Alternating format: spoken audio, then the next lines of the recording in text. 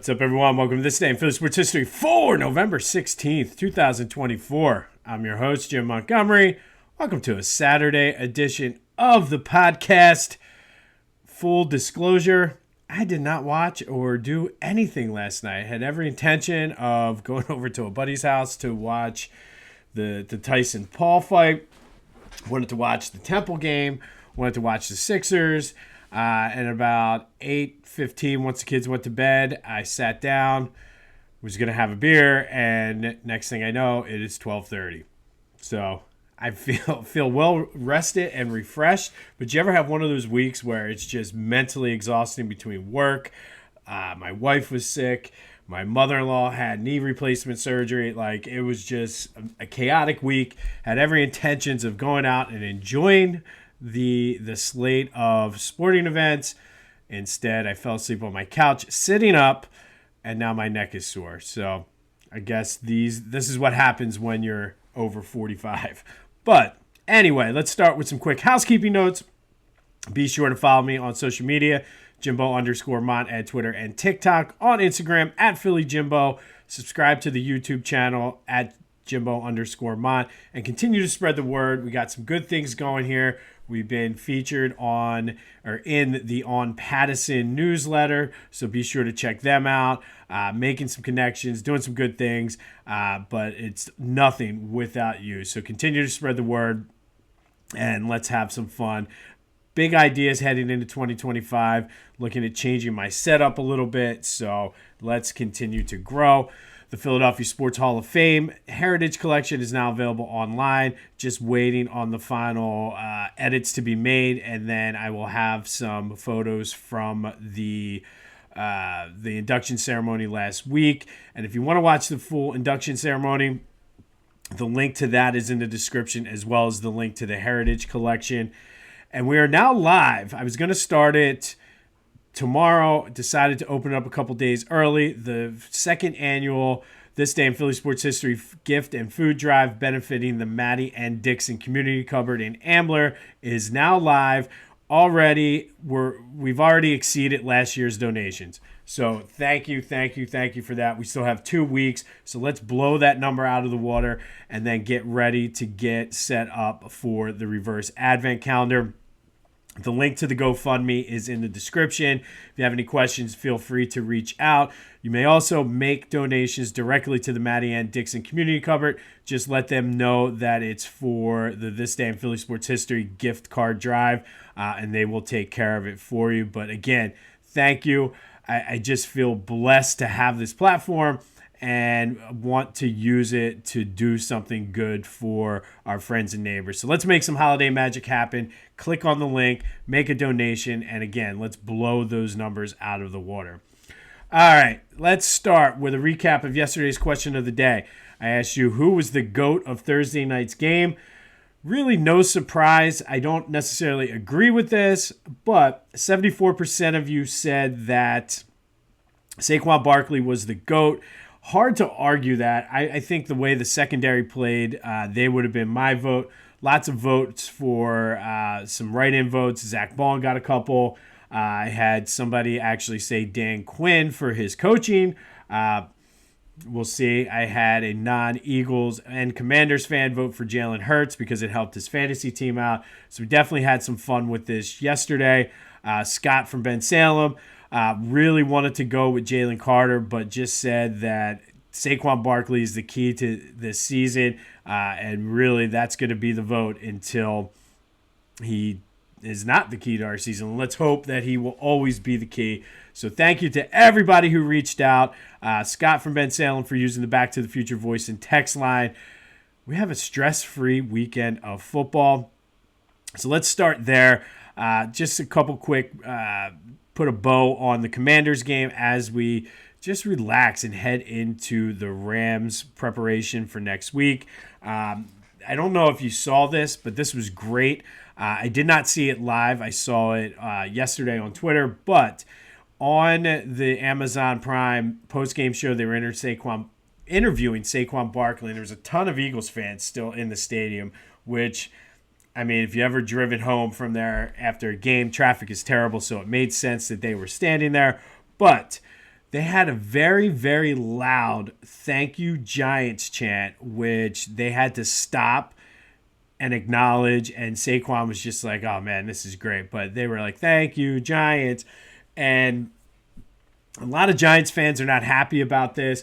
But I did see a Giants fan who really summed it up perfectly and called out Giants fans for the just their reaction to the Saquon Barkley thing, and essentially said that, listen, they were to whatever they were with Saquon Barkley, they're just as bad without him. So why spend that money when you're trying to rebuild a team? Said their anger is misplaced. It should not be towards Saquon. It should be toward the front office, which I totally agree with. But I will echo the sentiment of those Eagles fans. Thank you, Giants. Thank you. Jake Elliott was a big story yesterday, too, and I touched on this yesterday. Do we have a kicker problem? And I'm not ready to quite go there yet, but it does seem that kickers are a lot like relief pitchers and goalies in hockey, where when they go cold, they go cold. They can be money, and then just all of a sudden, I don't know whether it's a mental thing or what, but I don't necessarily think we have a kicker problem per se. Elliott's only 14 for 19 on the season, kicking field goals, which is by far the lowest of his career. But 4 of the 5 misses he has are from 50-plus yards, which usually he's money from there, and that is a little concerning. Extra points, he missed the one the other night, but he's been pretty solid. That's the only miss of the season. Maybe there is something off with him. The 50-plus yarders is concerning, especially in today's NFL, where it seems like a 50-yarder is like the new 40. For whatever reason, you got guys kicking 60-yarders like it's no problem. But I'm also wondering if there is something off with, and this is purely speculation, and I know some of you out there are going to be like, oh, look, there he goes, doubling down on Sirianni again. But Sirianni is very good at sticking up for his players and keeping things, protecting them, so to speak, and taking blames and things like that. But it's worth kind of thinking about that maybe some of those 2-point conversions, some of those 4th and 3s in the Jacksonville game, maybe he's protecting Jake Elliott from something, or protecting him from himself, protecting him from scrutiny. I don't know. Again, purely speculation, but I don't think it's out of the realm of possibility.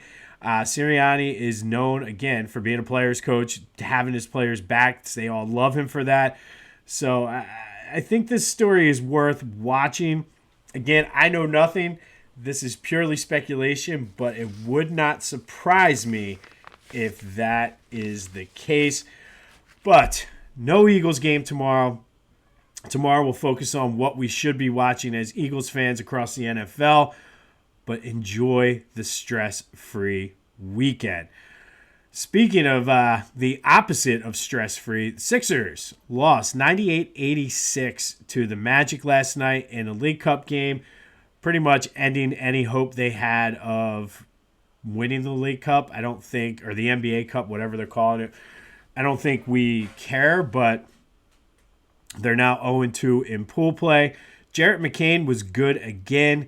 He did foul out with 29 points, but he's been the lone bright spot so far of this season. Joe got off to a pretty solid, fast start and then got gassed. And this could be an issue because if he's been ramping up, quote unquote, as they say, and this is the result of him ramping up, and they're going to manage his load and not play him a lot, I don't know if he's ever going to get into playing shape. So it's definitely something worth monitoring. This team is an absolute dumpster fire. Paul George didn't play well. It's just, they're a mess. Absolute mess. Jarrett McCain, like I said, is the lone bright spot. He's the front runner for Rookie of the Year, I would think. But this team is just a mess. So that leads me to today's question of the day. They're 2-10 right now. And yes, they can still, if they went through a 2-10 stretch in the middle of the season, I think we might be able to weather it more as fans. But since it's the start of the season, I think everybody's in full panic mode. Or even worse, a lot of people are just in full apathetic mode where they don't care. But my question to you is, can this team still make the playoffs? 267-495-8531 gets you in. I don't know. I really, really don't know. Maybe this is the time I officially end it with the Crazy X. But let me know your thoughts. Will this team make can this team make the playoffs? Not will. Can this team make the playoffs? 267-495-8531. That's the Back to the Future voice and text line. Get that. Anything else Philly sports related off of your chest. Let me know your thoughts. Can the Sixers make the playoffs this year? The other winter sports team is in action tonight down at the Wells Fargo Center. Flyers taking on the Sabres tonight at 7, looking to keep their high energy going. It's always good when you win a game as a young team that you have no business winning, and that's what they did the other night. So hopefully that momentum can keep rolling. All right, today we're going to go back to 2008, and we've had lots of Donovan McNabb talk this week. It's been a busy week in Philly sports history for Donovan McNabb. Today, back in 2008, it was the infamous tie game against the Bengals, 13-13 out in Cincinnati, and McNabb was just not good. Sure, he threw for 339 yards, but had 3 interceptions, was sacked twice, just could not get the offense moving. Also didn't know the rules of the game. He thought at the end of overtime they were going to play another overtime period. Did not know you could tie in the NFL. Got skewered the next week by the national and local media for not knowing the rules. And the feeling around the Eagles at that point was that their playoff hopes were done. They were in last place in the NFC East. They were 5-4-1. Yes, believe it or not, the NFC East had 4 teams with winning records at that point. During his press conference, Andy Reid was asked about benching Donovan in favor of Kevin Kolb, give him a rest to get his head right. Andy Reid said, no, I am not going to bench Donovan in favor of Kevin Kolb. We all thought that this was rock bottom for that team, but it wasn't. The following week, they lost to Baltimore in ridiculous fashion. Donovan did get benched that game, but then they started rolling. They won 4 of their last 5, starting with the Thanksgiving Day beatdown of the Cardinals, a game I remember very, very well. They would go on to make a run to the NFC Championship game and should have won. Donovan turned it around. They had that game won. The defense let them down that game. But on this day in 2008, the Eagles tied the Bengals 13-13. Donovan didn't know the rules. He played terrible, got benched the next week. And I bring this up only because had they lost that game, which they probably should have, Shane Graham missed a 47-yarder late in the fourth quarter that would have beaten the Eagles. The Eagles would not have made the playoffs. So that tie ended up coming back. Even though Donovan didn't know you could tie, that tie ended up coming back to help the Eagles make the playoffs and make a run to the NFC Championship game where the Cardinals got their revenge from the Thanksgiving beatdown. But that happened on this day in 2008. Also on this day in 2008, the Major League Baseball was getting ready to announce their awards. It was pretty much a foregone conclusion that Albert Pujols was going to win the MVP and Ryan Howard was going to take second place. There was a lot of articles saying that back in 2006, Ryan Howard beat Pujols for the MVP, and everybody said it should have been Pujols because the Cardinals won the World Series. So there's a lot of arguments going on. Well, if that's the case, then Ryan Howard should win the MVP because he won the World Series that year. It was Pujols who won the MVP, though, in 2008. The Flyers beat the now defunct Atlanta Thrashers 4-3. Simone Gagne had a goal and 2 assists. They were battling for position in the Eastern Conference standings at this point. Temple basketball lost to Clemson 76-72 in the final of the Charleston Classic. The Sixers were 5-5, pretty much going nowhere. Stop me if you heard that before. But the big story was this Eagles game and how playoff hopes were dashed. McNabb needs to be benched. Andy Reid needs to go. Typical Eagles week fodder. And that all happened on this day in 2008. Also, after the Eagles tied the Bengals 13-13 when Donovan did not know the overtime rules. Tomorrow we'll go over what we need to watch as we watch a stress-free day of NFL football. Those are my favorite days when the Eagles, especially when the Eagles win. And had the Eagles lost that game, it would have been not as stress-free. But stress-free, I'll tell you who to root for. We'll recap the Flyers. Have more on the Sixers as they continued their slow burn of a dumpster fire. I feel refreshed, ready to go. Falling asleep at 8:15 on the couch is great, except for my neck. But this has been This Day in Philly Sports History for November 16th, 2024. My name is Jim Montgomery. Go have yourselves a Saturday, and until next time, I'll see you when I see you.